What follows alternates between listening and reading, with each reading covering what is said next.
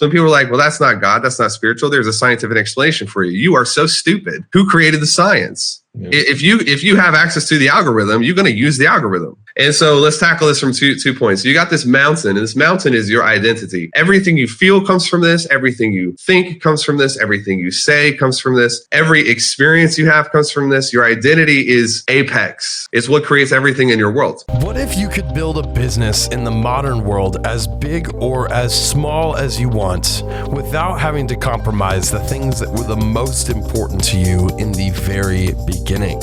This is the Wealthy Consultant Talks podcast with Taylor Welch and Mike Walker, as they share with you today their learning lessons from stories in their experiences over the past 10 to 15 years and share with you right here, right now. Let's get into it. What is going on, my friends? Mike Walker here. Excited to have you with me on another episode of the Wealthy Consultant Podcast. I've got a great clip to share with you today. Taylor and I were jamming a while back on one of our Monday mindset calls that we do here at the Wealthy Consultant with some of our clients. And we talked about a topic that is not often touched on, and the title of this call was Identity, Epigenetics, and Programming. Identity, epigenetics, and programming. Now, if you're not familiar with some of those terms, that's okay. We're going to dive in and we're going to get right over there. But here's what I want to kind of prime your brain with. You will never outperform your own mindset. What's going on between your ears will absolutely dictate the heights or the lack thereof of your performance. And so it all stems from identity. We all aspire to do great things, but we will always fall down to our baseline standards. Your baseline standards are defined by your own internal identity. They are the barometer. They are the magnet that draws in the thought patterns, the habits, and ultimately the results that you get inside of your life, inside of your business. It stems from identity. Now, where does this identity come from? That, my friends, is exactly what we're going to be talking about in this episode. So dive in, join us. This was a great clip. I had to share it with you guys. You're going to love it. Picture your identity. Picture like a mountain. And this is true. We're going to attack this from a spiritual point, and we're going to attack it from a classical point. By classical, I mean scientific. I'm in Nashville, and everyone in Nashville is an ear player. Like, they don't even want to read the music. I'm an ear player. If you play it for me, I have the muscle memory that I know what to do with my hands to replicate the sound coming into my ears. That's the ear player. And you've got your classicals, the classical, they're chart readers. Like Alex Herndon, who's a partner in TWC. I was at his house the other day. He's got this 12-page chart on it. I was like, you play piano? He's like, I'm pretty rusty. I was like, let me hear you play piano. So he sat and played it from reading the chart perfectly. I was like, bro, I would like to be rusty. How do I want to be rusty like you? Teach me how to be rusty, Alex. But he's a different musician. He's a classically trained musician. He's a chart reader. In the mind, you have the same things. You have people who are so smart. Like Eli Wild comes to mind. Eli knows everything about every single thing. He's a genius and he's got it all memorized. And William Lamb is another very classically trained. But you got me, and I'm kind of just like an ear player. So I know the spirit. I don't always know the mind. And so I go through science to try to back up what I'm sensing in spirit. And what's shocking to me is that the science always supports the spirit. Yeah. And so to me, it's not an issue of God versus science. It's science validates the existence of God. Mm-hmm. And God uses science. And so the two are the same thing. It's just the flip side of a coin. It'd be the equivalent of you take a world-class media buyer, somebody who's great at buying media and running ads. And some idiot comes over, he's like, well, that's not you. That's the algorithm. That's Facebook. Yeah, you dumbass. You got to read Facebook. You got to read the data to run Facebook. It's the same with God and science. Some people are like, well, that's not God. That's not spiritual. There's a scientific explanation for you. You are so stupid. Who created the science? Yeah. If you have access to the algorithm, you're going to use the algorithm because you built the algorithm. Does it make sense? It's the same thing. It's all of the same. And so let's tackle this from two points. You got this mountain, and this mountain is your identity. Everything you feel comes from this. Everything you think comes from this. Everything you say comes from this. Every experience you have comes from this. Your identity is apex. It's what creates everything in your world. But underneath this mountain, you have the soil and the infrastructure and everything underneath the grounds. And so we're going to take this from the bottom to the top. And then as we go from the bottom to the top, I'm going to teach you how to use it so that you can change the trajectory of your business. It does not matter how many leads I give you. If your identity is incorrect, you'll burn the leads. It doesn't matter how much money I give you. If your identity is faulty, you will waste the money. It doesn't matter what your circumstances are. If you are not the right human, then your circumstances will contort and twist to match a dysfunctional identity. Make sense? Yes. All right. So underneath the mountain, we have two main factors at play. We have epigenetics on one side, and we have programming on the other side. Have you ever heard this debate, nature versus nurture? Yeah. Yep. All right. Well, people are like, well, which is it? Nature versus nurture. I don't know, homie. Which is more important, drinking or breathing? Yep. Pick one. Yeah. You can't pick one. You got to have both. If you don't have both, you're just dead. This is nature versus nurture. But what we really have is nature is the epigenetics, nurture is the programming. So believe it or not, there are things inside of you, emotions. I'm not talking about DNA. I'm talking about emotions and feelings that you have that were placed into you from generations long ago. It goes like this. Your great grandmother one day was outside doing whatever she did, and news comes back that her husband died on a trading trip. Let's use Cinderella. Okay. The man went away to trade, lost his life while trading, never came back. And what is she doing when she hears the news? She is preparing vegetables for dinner, leafy green vegetables. All right. It's the lettuce or some cabbage or whatever the hell people eat that's healthy for you. And her body accidentally ties two things together: extreme emotional pain and leafy green vegetables. Make sense? Yep. In the DNA of this woman, a connection has been made that is dysfunctional and faulty. It don't make sense that leafy green vegetables create extreme emotional displeasure or discomfort, but the body is only rewarded for keeping the bloodline alive. The bloodline designs itself to keep the future bloodline alive. This is evolution at a macro sense. And so we pass immunity to our kids. We pass signals in code to our kids. And so what this woman does, she gets remarried, she has another child, and that child is now extremely allergic to what?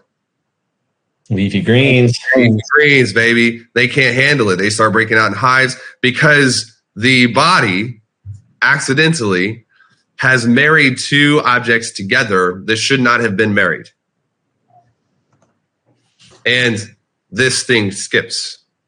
Epigenetics are not guaranteed to show up in the next generation. They just show up in the DNA pathways. And so let's say that the daughter is fine. She gets herself handled and she overcomes it. She's in the 1800s and they have therapy and she fixes it and she goes back out and she's farming and she's just eating cabbage and it's fine. Then she has a kid, that kid has another kid, that kid has another kid. And all of a sudden, for whatever reason, that signal shows back up again.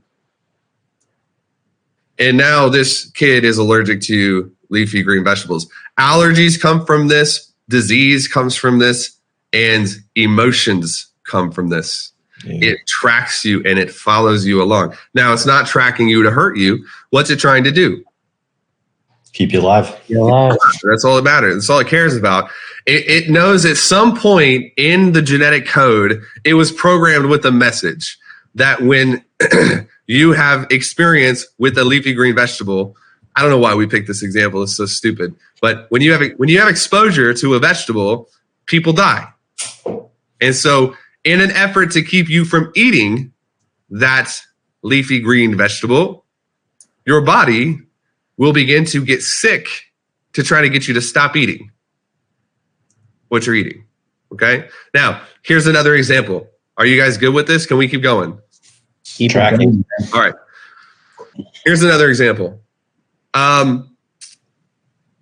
Husband and wife. The husband takes out a lot of loans, builds a business, and the business finally has an extreme breakthrough. And economically, they are transported from the level of poverty to the level of extreme abundance. Okay? Then their kid gets married, moves far away, and they experience the loss of losing someone that they cared about. Now, what are they allergic to? Yeah. Abundance. They're associating that to loss. Yep.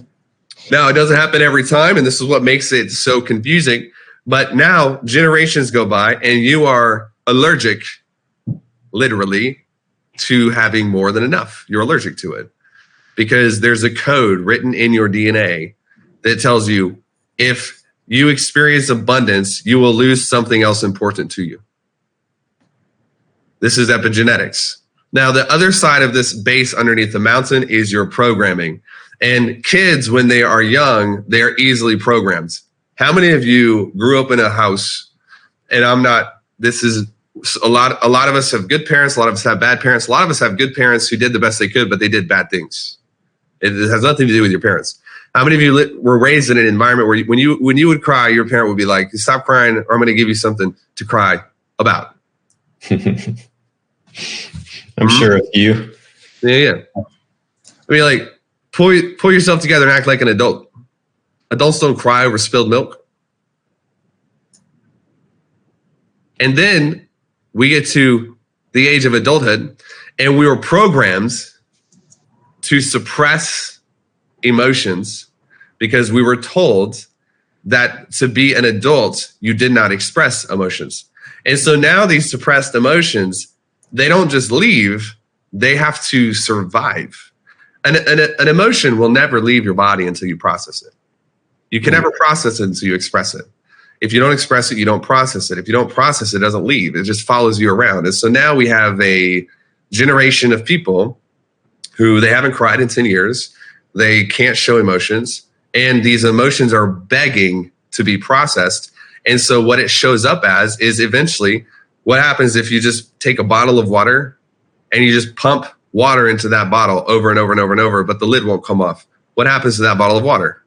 Yeah, it explodes. It's going to explode. It's going to freaking explode everywhere. And so we have all of these emotions that are stuck in our bodies and we can't process them. We were told not to process them. And then one thing happens is this, it's the stick that breaks the camel's back. And all of a sudden you have anger issues. Explode. You explode. You're like, what the hell is the matter with you? What happened to you? You know, your emotion it was stuck in a container for so long that in order to leave, it had to get out of its container. So we have programming and epigenetics. Okay, let's go a layer up. Can we keep going? Let's do this. When you go to the layer on top of this is the base of the mountain. We have this giant base, and this is probably 50%, 40 to 50% of the base of the mountain and it's built off of your epigenetics and your programming. And someone asked earlier, how do you break this pattern? Well, the only way to reprogram epigenetics is you express and process them, and then you reprogram as they're coming out. And so we can get to that in a little bit. But the level above is the level of your expectations. Expectations. What do you expect? Expectations are the base because expectations are how do I say this the most non-complicated, non-classical way? They are the easiest way to identify the symptoms of your programming in epigenetics. So when you have an expectation, has anybody heard of this phrase? I'm just waiting for the other shoe to drop. Waiting for the other shoe to drop. Your expectations have now been classically trained based on your programming that whatever happened to you in the past is likely going to happen to you in the future. And therefore, when things are too good, you start expecting a correction. Mm-hmm. These are your expectations. But expectations become a really big deal because the layer above your expectations is the layer of your perspectives. If you're writing anything down and you have like expectations, perspectives next to perspectives, you just need to write this word, meaning. Your perspectives give life meaning. There are countless stories of this where, and this is where belief architecture, we go to the next layer of this. If you want to know how to change the meaning of your life, you need to go through belief architecture because it will teach you how to control your perspectives.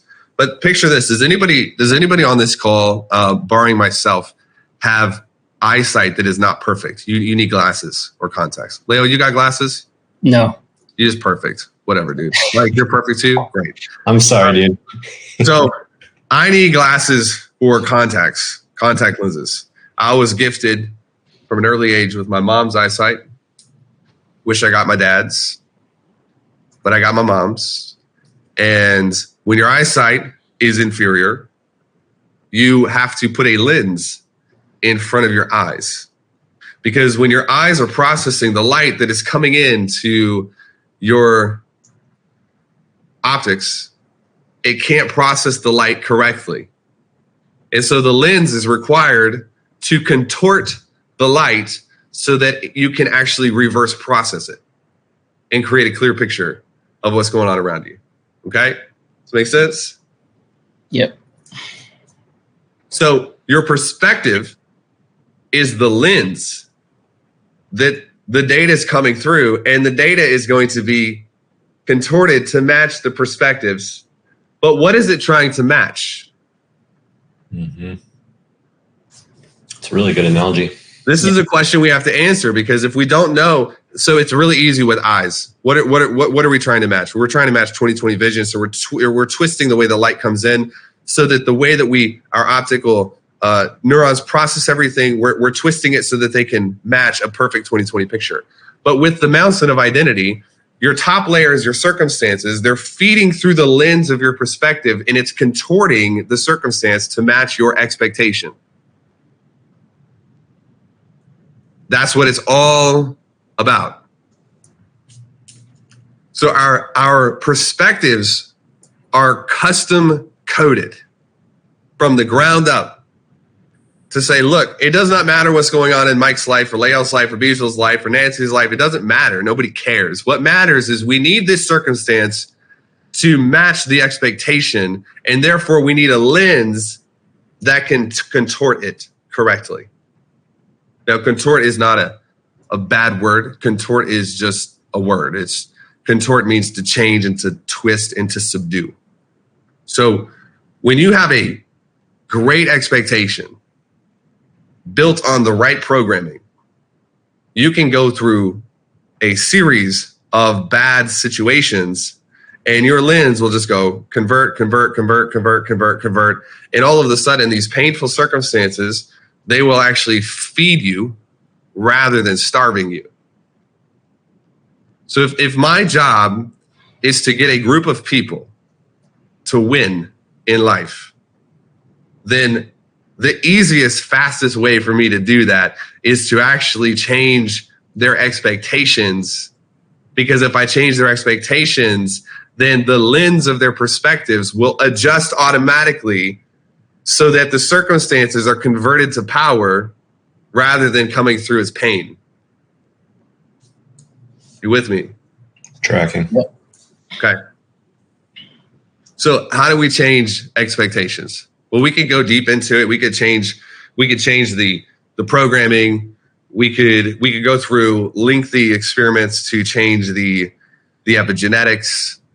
There are doctors that go through and they actually work on this full time. I have a kinesiologist that I've visited a few times. My daughter goes to this person. My wife has gone through like full-blown kinesiology treatment.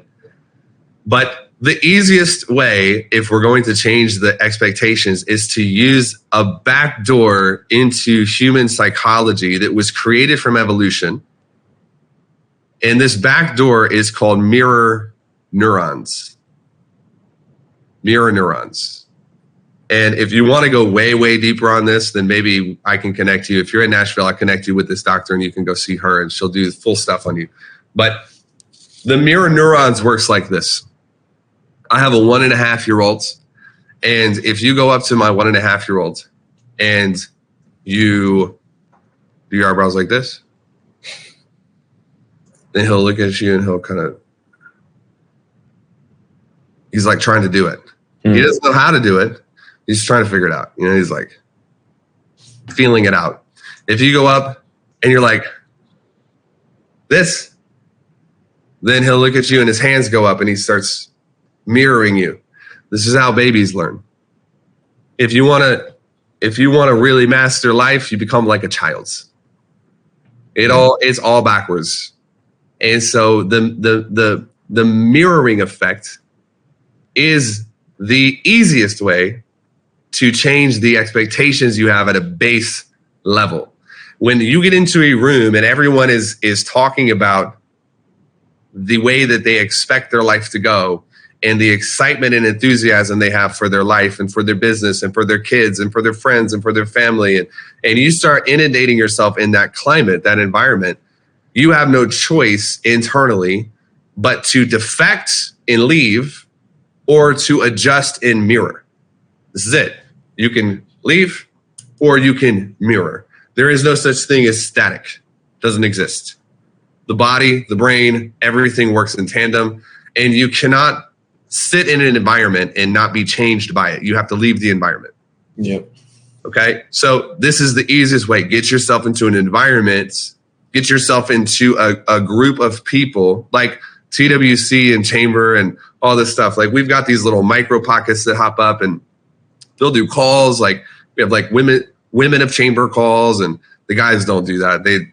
They're too reclusive to do that. But you've got these pockets of people. It's like you got young kids and you're building a business. I'm gonna be around you because the automatic processing that happens is like you're like me, I'm like you. Let's win together.